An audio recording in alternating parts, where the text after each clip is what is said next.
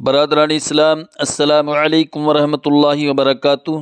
الحمدللہ الذی یبدأ الافلاک والارضین والصلاة والسلام علی من کان نبیا وآدم بین الماء والطین وعلی آلہ واصحابہ اجمعین، اما بعد فاعوذ باللہ من الشیطان الرجیم، بسم اللہ الرحمن الرحیم۔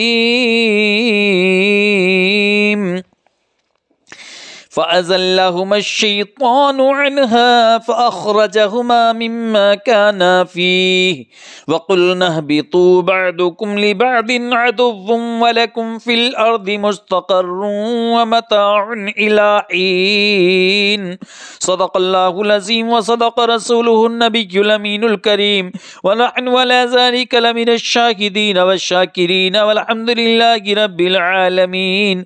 میری ملت کے نوجوانوں، میں نے جس آیت مبارکہ کو اپنا عنوان تقریر بنایا، آئیے اس کا ترجمہ پیش کرنے سے قبل فرط عقیدت اور جوش محبت کے ساتھ سرکار ذی وقار احمد مختار شفیع روز شمار کے دربار گوہربار میں عقیدت اور محبت کے ساتھ درود شریف کا نذرانہ پیش کریں۔ پڑھیں بآواز بلند: اللہ رب محمد صلی اللہ علیہ وسلم، نحن عباد محمد صلی اللہ علیہ وسلم، صلاۃ و سلام علیک یا رسول اللہ صلی اللہ تعالی علیہ وسلم۔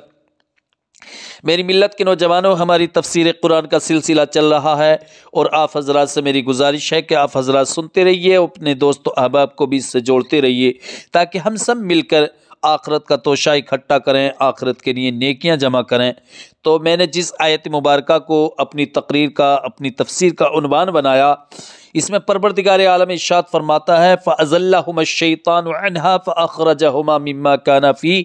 اس کا ترجمہ امام عشق و محبت فاضل بریلوی علیہ الرحمت والرضوان اس طرح فرماتے ہیں: فَأَزَلَّهُمَا الشَّيْطَانُ عَنْهَا، تو شیطان نے اس سے انہیں لغزش دی، فَأَخْرَجَهُمَا مِمَّا كَانَ فِيهِ، اور جہاں رہتے تھے وہاں سے انہیں الگ کر دیا۔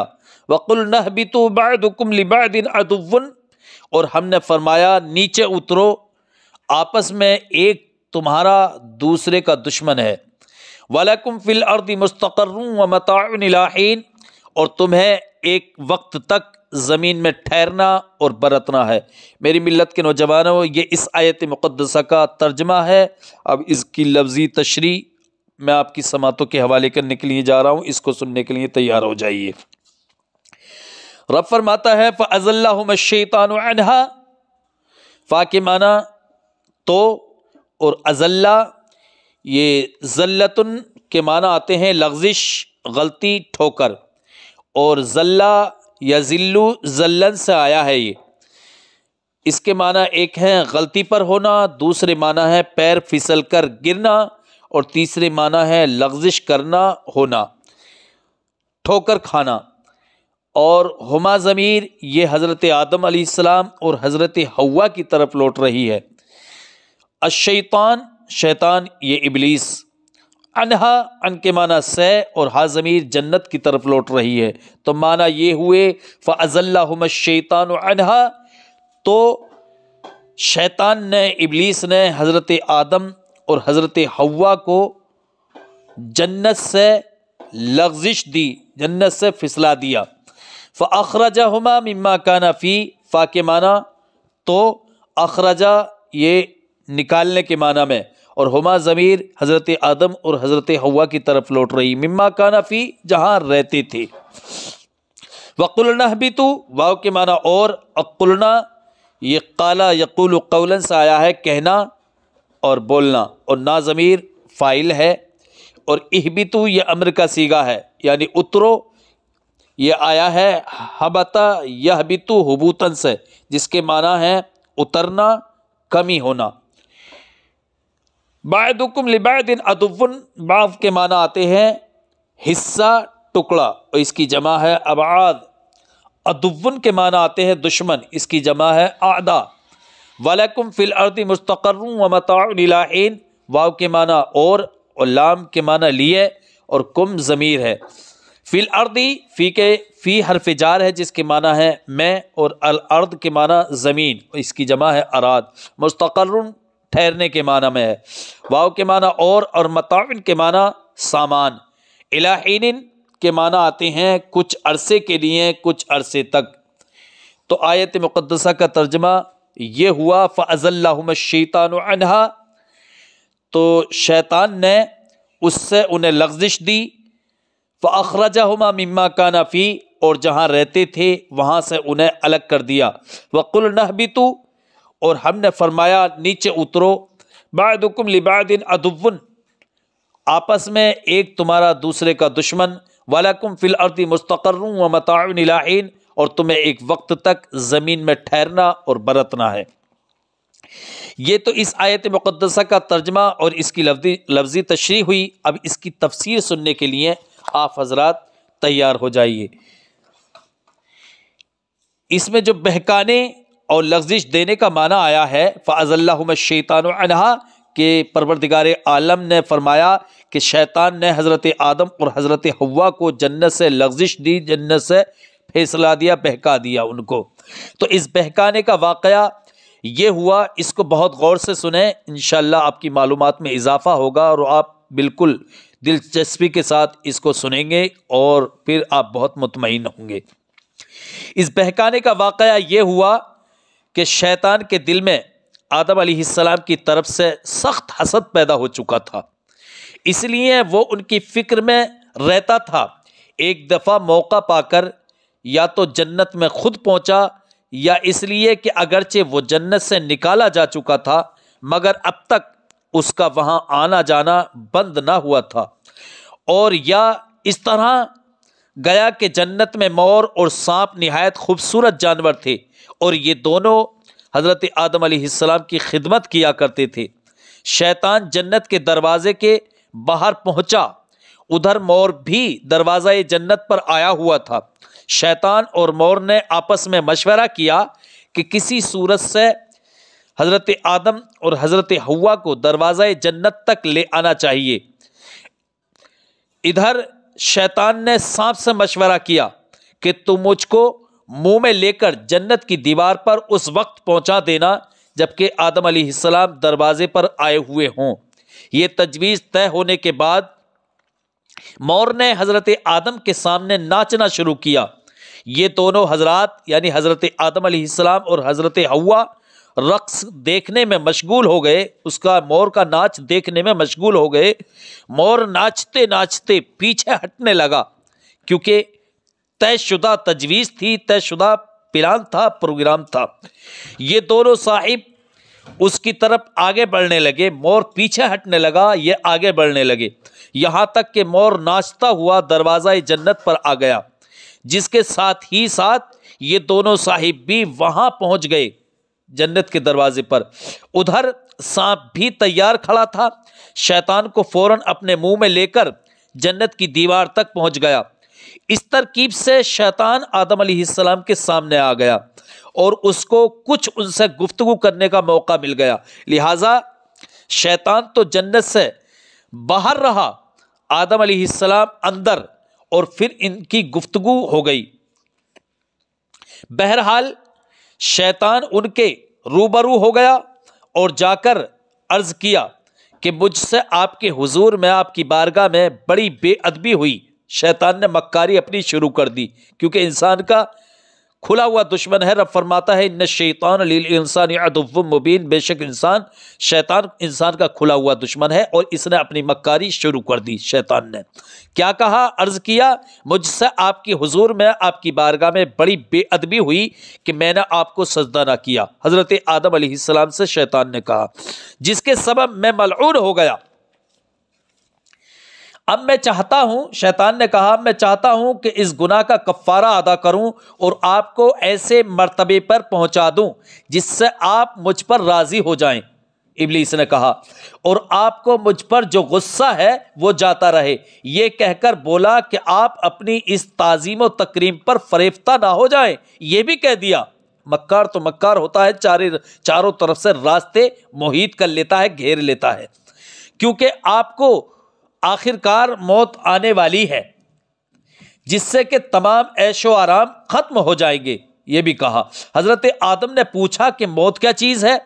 شیطان مردہ جانور کی طرح ان کے سامنے پڑ گیا، جس طرح مردہ جانور ہوتا ہے، حضرت آدم اور حضرت حوا کے سامنے شیطان اس طرح لیٹ گیا، پڑ گیا، اور جان کنی کے وقت جو حالت ہوتی ہے، موت نکلنے کے وقت، جان نکلنے کے وقت جو انسان کی یا جانور کی حالت ہوتی ہے، اس طرح تڑپنے لگا، ہاتھ پاؤں پٹکنے لگا، روح کا نکلنا اور تڑپنا اس کا دیکھ کر وغیرہ ان کو دکھلا دیا حضرت آدم اور حضرت حوا کو، یہ تمام باتیں یعنی روح جانکنی کے وقت کی حالت جو کیفیت ہوتی ہے وہ تمام دکھلا دی۔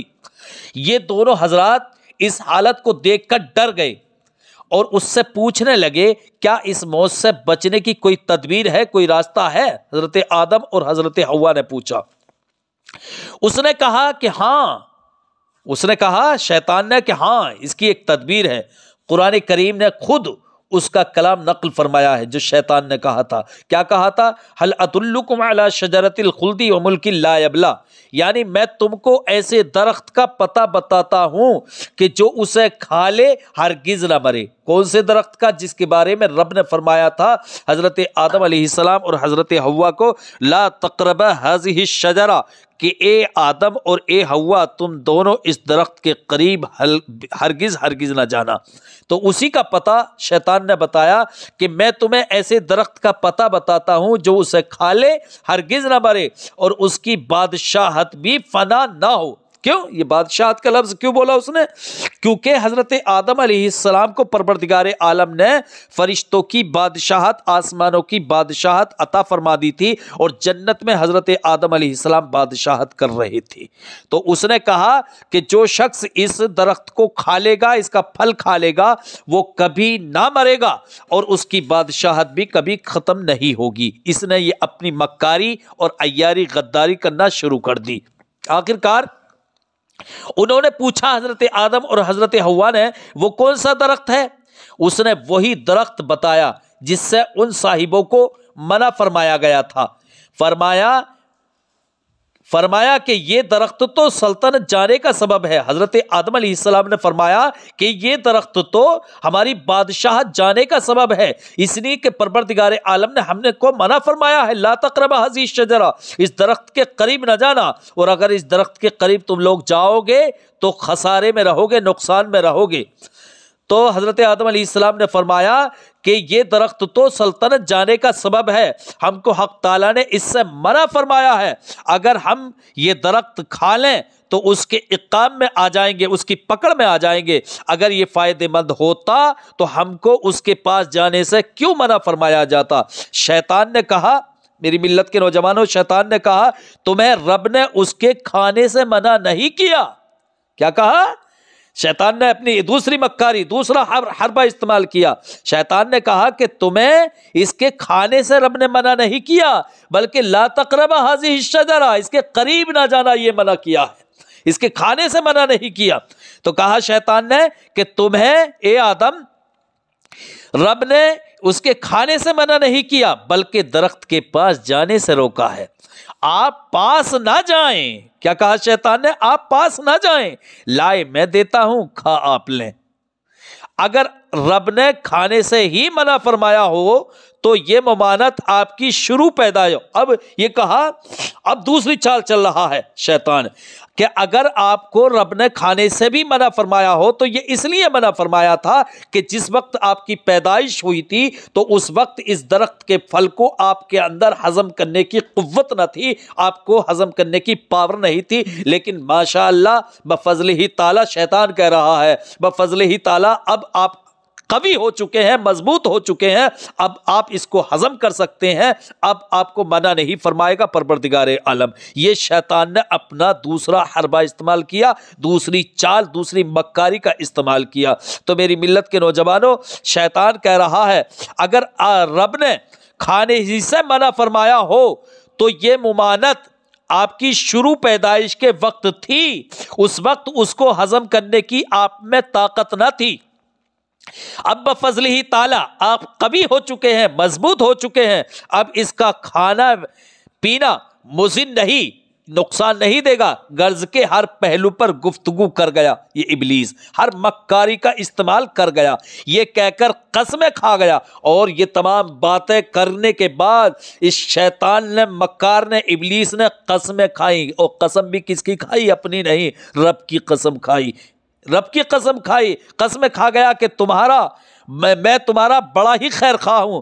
قرآن فرماتا ہے وَقَاسَمَهُمَا إِنِّي لَكُمَا لَمِنَ النَّاصِحِينَ، میں رب کی قسم کھاتا ہوں کہ بے شک میں تمہارا خیر خواہ ہوں۔ حضرت آدم علیہ السلام کو اس کی قسموں پر اعتبار آ گیا، اور یقینی طور پر آج بھی جو شخص قسمیں کھاتا ہے، رب کی قسم اٹھا اٹھا کے کہتا ہے، وہی سب سے بڑا مکار، سمجھ لو وہ سب سے بڑا مکار ہے۔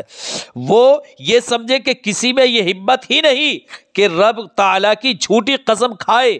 آدم علیہ السلام کو یہ خیال نہ رہا کہ رب سے پوچھ لیں، رب سے پوچھ لیں۔ اگر آدم علیہ السلام کو یہ خیال رہتا کہ یہ جو کچھ کہہ رہا ہے اس کے بارے میں سب سے پہلے میں اپنے رب سے بھی پوچھ لوں، یہ حضرت آدم علیہ السلام کو یہ بات ذہن میں نہیں آئی، یہ خیال نہیں آیا۔ میری ملت کے نوجوانوں، پوچھنا بھول گئے۔ کیوں بھولے؟ کیونکہ نہ بھولتے دنیا میں آ کر رنگ لگانا تھا، دنیا میں آ کے اپنی نیابت کرنی تھی، انسان پیدا ہونے تھے۔ اور سب سے اہم بات میں بتا دوں، یہ کس لیے بھولے تھے؟ اس لیے کہ دنیا میں پروردگار، یہ خود نہ بھولے تھے بلکہ رب نے بھلایا تھا، اس لیے کہ اس دنیا میں اپنے محبوب کو پیدا کرنا مقصود تھا۔ سب سے اہم بات یہ تھی، اگر نہ بھولا تھا پروردگار عالم حضرت آدم علیہ السلام کو، تو اس رب قدیر کا محبوب حضرت محمد مصطفیٰ صلی اللہ علیہ وسلم کیسے پیدا ہوتے؟ تو اصل وجہ اپنے مصطفیٰ کو پیدا کرنا تھا، اس لیے حضرت آدم علیہ السلام کو وقتی طور پہ یہ بات بھلا دی، اور ان کے خیال میں یہ بات نہیں رہی، کیونکہ حضرت آدم علیہ السلام دنیا میں آئے، پیارے مصطفیٰ پیدا ہوئے، اور یہی آپ رب قدیر کا مقصود تھا۔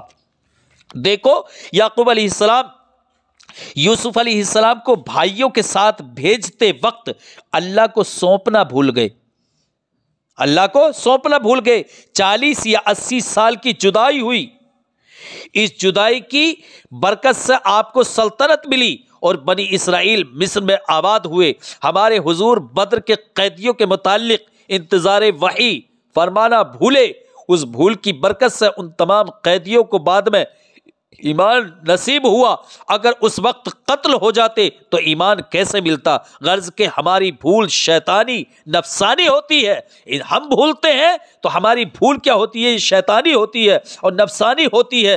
پیغمبر کی بھول رحمانی ہوتی ہے، جس کے شاندار نتیجے نکلتے ہیں۔ خیال رہے کہ شیطان نے حضرت آدم اور حضرت حوا کو ایک دم نہیں بہکایا، بلکہ حضرت حوا کو پہلے اور بعد میں آدم علیہ السلام کو، اسی طرح پہلے وہ درخت حضرت حوا نے کھایا، پھر حضرت آدم علیہ السلام نے کھایا۔ تو میری ملت کے نوجوانوں، یہ وہ واقعہ ہے کہ جب حضرت آدم علیہ السلام جنت میں تھے اور شیطان نے حضرت آدم علیہ السلام کو اور حضرت حوا کو بہکایا تھا۔ اب اسی سے متعلق اور باتیں کہ جب اس کے بعد یہ سب کچھ واقعہ ہو گیا تو پھر پروردگار عالم نے حکم دیا اہبتو، اب تم زمین پہ اتر جاؤ، یعنی جنت سے اترنے کا آرڈر کیا پروردگار عالم نے حضرت حوا اور حضرت آدم علیہ السلام کو، تو فرشتوں نے ان کو زمین پر اتارا۔ اب اس بات کو بہت غور سے سنیں، انشاءاللہ آپ کی معلومات میں اضافہ ہوگا۔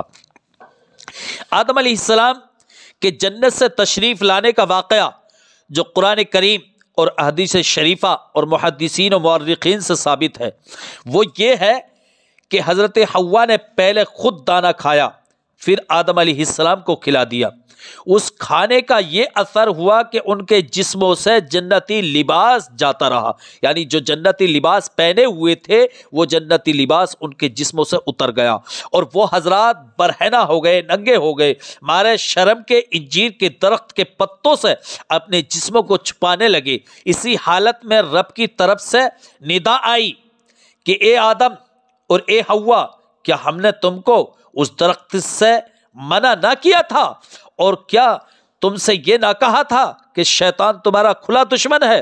اس کے فریب میں نہ آنا۔ یہ حضرات عذر کے سوا اور کیا عرض کر سکتے تھے؟ پھر فرشتوں کو حکم ہوا پروردگار عالم کا کہ ان سب کو زمین پر اتار دو۔ چنانچہ آدم علیہ السلام کو ہندوستان میں شہر سر اندیب کے اس پہاڑ پر اتارا گیا جس کو نود کہتے ہیں، اور حضرت حوا کو ساحل عرب پر جدے میں اتارا گیا، اور مور کو مراج الہند میں اتارا گیا، اور شیطان کو جنگل میسان میں اتارا گیا جو کہ بصرے سے کچھ فاصلے پر ہے، یا جہاں آج یاجوج ماجوج کی دیوار قائم ہے۔ سانپ کو اصفہان میں اتارا گیا، اسی لیے وہاں اب بھی سانپ زیادہ ہوتے ہیں۔ حضرت آدم علیہ السلام کو کھیتی باڑی کرنے اور معاش حاصل کرنے کی تکلیف دی گئی۔ حضرت حوا کو حیض و حمل اور کمی عقل اور نقصان میراث ملی۔ سانپ کے پاؤں غائب کر دیے گئے اور اس کو پیٹ کے بل چلایا گیا، اس کی غذا مٹی قرار دی گئی۔ مور کے پاؤں بد شکل کر دیے گئے، ابلیس کی صورت مسخ کر دی گئی، یعنی اس کا جسم ابلیس کا خنزیر کی طرح کر دیا گیا اور اس کی شکل بندر کی سی بنا دی گئی اور نہایت رسوا کر کے دنیا میں رکھا گیا۔ سیدنا مولا علی کرم اللہ وجہہ الکریم فرماتے ہیں کہ ہندوستان کی زمین اس لیے ہری بھری ہے اور عود اور قرنفل وغیرہ خوشبوئیں اسی لیے وہاں پیدا ہوتی ہیں کہ آدم علیہ السلام جب اس زمین پر آئے، یعنی ہندوستان کی سرزمین پر، تو ان کے جسم پر جنتی درخت کے پتے تھے، اور پتے ہوا سے اڑ کر جس درخت پر پہنچے وہ ہمیشہ کے لیے خوشبودار ہو گیا۔ سبحان اللہ۔ آدم علیہ السلام جنت سے مختلف قسم کے بیج اور 3 قسم کے پھل اور حجر اسود اور سیاہ پتھر جو اب خانہ کعبہ میں لٹکا ہوا ہے، اور وہ عصا جو بعد میں موسیٰ علیہ السلام کے ہاتھ آیا جس کی لمبائی 10 گز تھی، اپنے ساتھ لے کر آئے تھے، اور کچھ سونا چاندی اور کچھ کھیتی باڑی وغیرہ کے اوزار بھی ساتھ لائے۔ آدم علیہ السلام اس قدر گریا و زاری میں مشغول ہوئے کہ ان تخموں یعنی جو بیج اپنے ساتھ میں لائے تھے ان تخموں سے بے خبر ہو گئے۔ شیطان نے موقع پا کر ان کو اپنا ہاتھ لگا دیا۔ جس تخم پر جس بیج پر اس کا ہاتھ لگا وہ زہریلا ہو گیا، اور جو اس کے ہاتھ سے محفوظ رہا اس کا نفع برقرار رہا۔ سیدنا آدم علیہ السلام کے ساتھ 3 قسم کے جنتی میوے آئے، ایک وہ جو پورے کھائے جاتے ہیں، دوسرے وہ جن کا اوپری حصہ کھا لیا جاتا ہے اور گٹھلی پھینک دی جاتی ہے جیسے خرما یعنی کھجور وغیرہ، تیسرے وہ جن کا اوپری چھلکا پھینک دیا جاتا ہے اور اندرونی حصہ کھا لیا جاتا ہے۔ صحیح روایت میں ہے کہ ان کے ساتھ لوہے کے اوزار بھی تھے، ایک سنڈاسی جس سے لوہا پکڑتے ہیں، دوسرے ہتھوڑا، تیسرے ایرن۔ نیز حجر اسود جب جنت سے آیا تو اس کی روشنی کئی میل تک جاتی تھی، سبحان اللہ، جہاں اس کی شعاعیں پہنچتی تھی جہاں تک اسی حد تک حرم کی حدیں قائم ہوئیں۔ نیز آدم علیہ السلام کو دنیا میں آ کر بہت وحشت اور گھبراہٹ ہوئی۔ حضرت جبرائیل علیہ السلام بحکم الہی زمین پر آئے اور بلند آواز سے اذان کہی۔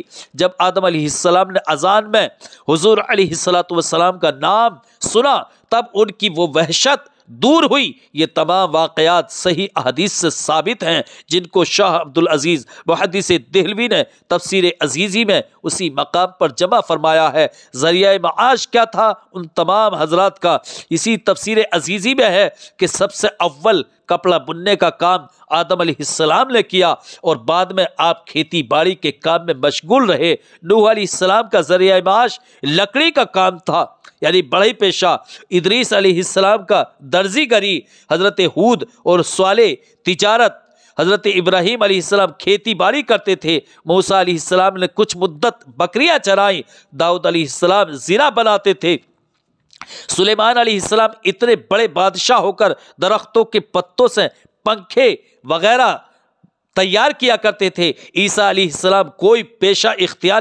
عیسیٰ علیہ السلام نے کوئی پیشہ اختیار نہ فرمایا بلکہ ہمیشہ سیر فرماتے تھے اور فرماتے تھے کہ جس نے مجھے ناشتہ دیا ہے وہی شام کا کھانا بھی دے گا، سبحان اللہ۔ اسی تفسیر عزیزی میں ہے کہ آدم علیہ السلام نے ہمیشہ بارش کا پانی پیا، کنویں کا پانی کبھی نہ پیا۔ سب سے پہلے آدم علیہ السلام نے ہی چاندی سے روپیہ اور سونے سے اشرفیاں بنائیں۔ تو میری ملت کے نوجوانوں، یہ اس آیت مقدسہ کا ترجمہ اور یہ اس کی لفظی تشریح اور یہ اس کی تفسیر تھی۔ اللہ عز و جل کی بارگاہ میں دعا ہے، پروردگارہ اس کو اپنی بارگاہ میں قبول و مقبول فرما۔ استغفر اللہ ربی من کل ذنب واتوب الیہ وما علینا الا البلاغ المبین۔ السلام علیکم۔